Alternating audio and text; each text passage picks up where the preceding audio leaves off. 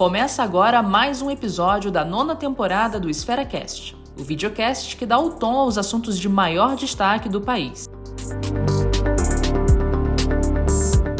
Neste episódio, você acompanha uma entrevista com a deputada federal Daniele Cunha. Eu sou uma mulher deputada, sempre defendo o trabalho das mulheres. A mulher, ela cresceu muito na Câmara dos Deputados, então hoje, de 513, nós somos 91, salvo engano. Então esse número cresceu já exponencialmente. Então eu não acho que a mulher não está à altura. Eu acho que ainda precisamos, como mulher, conquistar os nossos espaços. Eleita pelo Rio de Janeiro, a parlamentar, que é advogada de formação, está em seu primeiro mandato, mas já tem ganhado destaque na Câmara. A conversa que você vai escutar foi conduzida pelo jornalista Anselmo Crespo, da CNN Portugal. Todos os episódios desta temporada estarão disponíveis com legenda nas nossas plataformas. Daniel, muito obrigado. Obrigada, é um prazer. Os deputados estão neste momento à procura de um novo presidente da Câmara. O que lhe quero perguntar é que características é que esse novo presidente deve ter? No fundo, o que é que o novo Lira deve ser? Olha, eu não diria nem a característica que o novo presidente deveria ter, mas a característica que todo presidente que ocupa, né, toda pessoa que postula este cargo precisa ter, que é um perfil de um líder. É o perfil da pessoa que entende que a Câmara dos Deputados é uma casa soberana e que, independente de ideologia, esquerda ou direita, que existe um entendimento de, não vou dizer de proteção, mas que há de sempre defender os seus. E o deputado que se postula a ser líder, sempre buscando fazer este papel, acima de tudo, perante as outras instituições, ele precisa entender que ele representa e fala por 512 outros deputados, né? Então, a maior característica é uma característica de liderança, de articulação, também é uma característica de maleabilidade, porque no fim do dia é um cargo que requer maleabilidade acima de tudo, porque você lida com pessoas distintas já dentro do próprio parlamento. E fora do parlamento, você lida com as diferentes instituições, então você lida com o judiciário, você lida com o governo, com o executivo. Então é necessário realmente ter um jogo de cintura. E deve continuar este caminho que parece que está a ser seguido de ter quase um governo alternativo na Câmara dos Deputados. Veja, o governo de Lula e depois há um governo na Câmara dos Deputados que vai governando ao mesmo tempo. Eu nunca gosto de dizer que é um governo alternativo. Eu chamo isso de uma Câmara independente. A Câmara dos Deputados, quando ela é independente, ela governa de acordo com o que lhe cabe. Então, quando você tem uma Câmara independente, é uma Câmara que não segue o governo apenas por seguir. É uma Câmara que pode votar as matérias do governo, como se não vierem matérias que sejam do interesse do país, da nação, a Câmara também não vai arredar o pé, entendeu? Mas como é que um governo pode governar nessas circunstâncias? Ele governa no diálogo. Ele governa sempre buscando trazer melhorias efetivas para o país. Se não há diálogo, o diálogo ele não reflete no dia a dia do deputado. Nós não podemos esquecer que são 513 parlamentares. Temos um presidente, 512 outros, de 27 estados completamente diferentes. Então, o Brasil ele tem uma prerrogativa de que é um país muito grande. Então, nós falamos sempre que existem muitos Brasis dentro do Brasil, né? Então, existem muitos tipos, estilos, denominações, origens. Então, pacificar este grupo já é uma tática e requer você realmente ser um líder. Então, não é uma questão de governar ou não governar. A Câmara, ela tem que ser independente e soberana acima de tudo. E acha que o presidente Lula não tem sabido dialogar? Veja, eu acho que ele dialoga hora sim, hora não, e não acho que depende apenas dele, né? Quando você é um presidente da República, você tem um staff. Então, você tem um ministro da Fazenda, um ministro de Comunicação. Então, nem sempre a pauta de cada um necessariamente é uma pauta uníssone com a Câmara dos Deputados. Nunca seria, porque aí não seria nenhuma questão de independência, seria uma questão de não se caminha todos para o mesmo lado. Em algum momento, há de se ter algum tipo de atrito. Voltando a quem vai representar ou quem vai presidir a Câmara, estava na altura de ser uma mulher a assumir essa presidência? Veja, eu não acho nem que não está na altura de ser uma mulher. Eu sou uma mulher deputada, sempre defendo o trabalho das mulheres.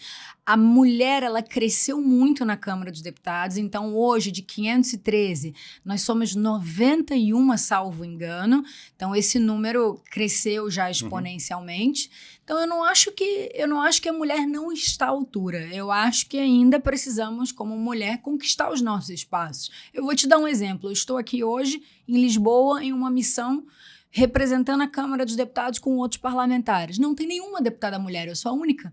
Então, é necessário que as mulheres, elas engajem em outras pautas também, que não só a pauta feminina, para que busque-se uma representatividade perante a casa como um todo. Eu percebi bem, acha que as mulheres ainda não estão preparadas para serem presidentes? Não é uma questão de estar preparada. Eu não acho que é questão de falta de preparo. Eu acho que é o foco. A maioria das mulheres que são parlamentares, elas tendem, e veja, isso é uma tendência, não é um fato, elas tendem a focar em pautas femininas. Então, só que quando você tem uma pauta de nicho, você não consegue representar uma Câmara como um todo. Você precisa focar numa pauta coletiva.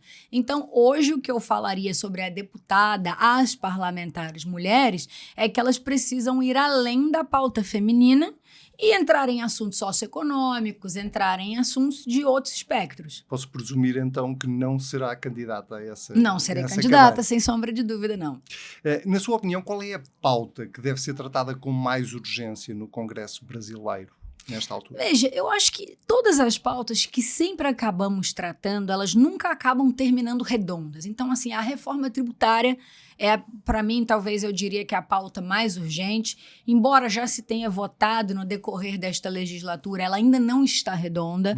A própria reforma eleitoral, embora ela não reflita no dia a dia da sociedade, ela é muito importante, pois muitos tropeços eleitorais, da forma como são, eles acabam não permitindo que o judiciário hoje consiga fazer um trabalho de focar no judiciário. Ele legisla muito em prol de causas eleitorais e foca-se muito nisso. Então, se tivesse uma boa reforma, não seria necessário. Outra questão é na questão de comunicação. Então, há uma necessidade muito grande de debater a regulamentação de meios de comunicação, independente de para um lado ou outro. Então, eu diria que são as pautas mais latentes, assim, hoje, no Brasil. Deixa-me pegar nessa da reforma política em concreto. Qual é a medida mais urgente? Porque há várias propostas em cima da mesa. Como um todo. Não. Dentro da política, da reforma política de que falou há pouco, do sistema eleitoral. Do sistema eleitoral? Qual é a mais urgente? Qual era a medida que entende mais urgente? Uma das medidas extremamente urgentes, por exemplo, é a questão de candidato às mulheres. Porque hoje o que acontece? Para você disputar, você tem a questão de fundo eleitoral. Quando você é uma mulher, você tem direito a ter uma parcela do fundo que vem de uma origem diferente. E o que acontece com muitos partidos? Eles colocam candidaturas mulheres laranjas, pseudo-candidaturas, para que receba-se um fundo eleitoral. Isso é muito urgente, porque se isso não for resolvido em uma reforma eleitoral, o erro vai continuar sendo feito. Então, por exemplo, diferente do meu caso, em que disputei uma eleição, tive quase 76 mil votos, tem muitas pessoas que disputam e estão apenas ali para fazer número, entendeu? Então, esse é um exemplo que mexe diretamente na pauta feminina, mexe na pauta parlamentar e mexe no sistema eleitoral como um todo. Uma das coisas que percebi quando estava a preparar esta entrevista é que nos bastidores do Congresso o seu nome tem sido mencionado como uma das principais candidatas para relatar o projeto de lei que se propõe equiparar o aborto após a 22ª semana. Isso foi um grave equívoco. Qual parte? A parte que o seu nome está a ser falado?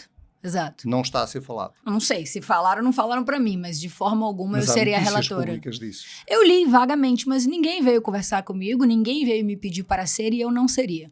Por quê?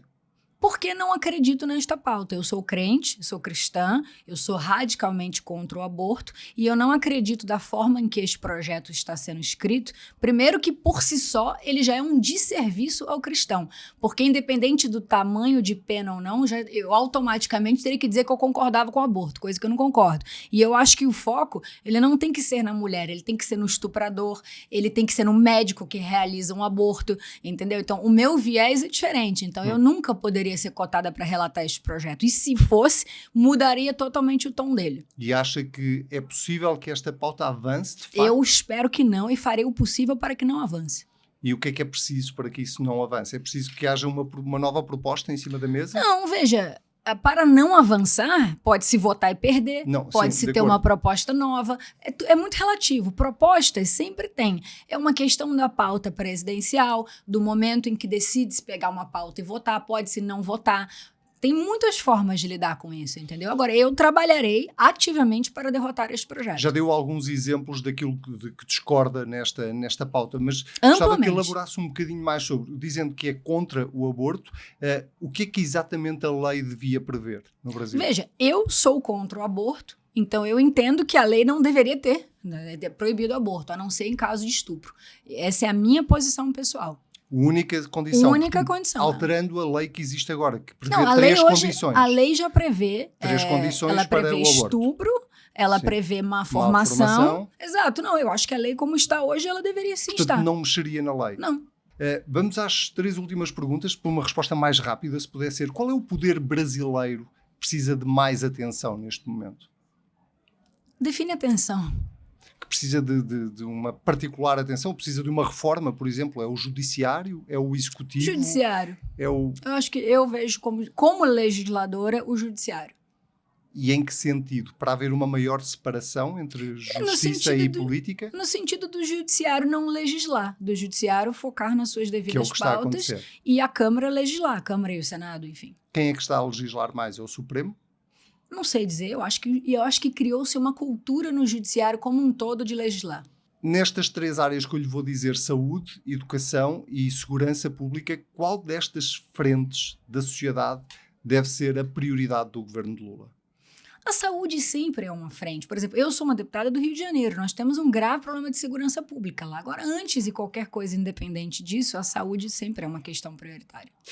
E existe alguma fórmula mágica para acelerar a economia brasileira, ainda que os números recentes sejam positivos? Se existisse, alguém já teria feito, né? Fórmula mágica a gente não tem nem para emagrecer, quem dirá para governar. É uma forma de perguntar. Sim. Onde é que acha que devia haver uma intervenção para que a economia brasileira desse um salto maior? Eu acho que a intervenção tem que ser na reforma tributária hoje, que não é uma intervenção. A reforma tem que ser discutida e votada.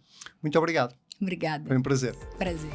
Obrigada por acompanhar mais um episódio do EsferaCast. Não se esqueça de nos seguir aqui na plataforma e nos outros canais da Esfera Brasil para conferir nosso conteúdo diário. Os links estão aqui na descrição. Até a próxima!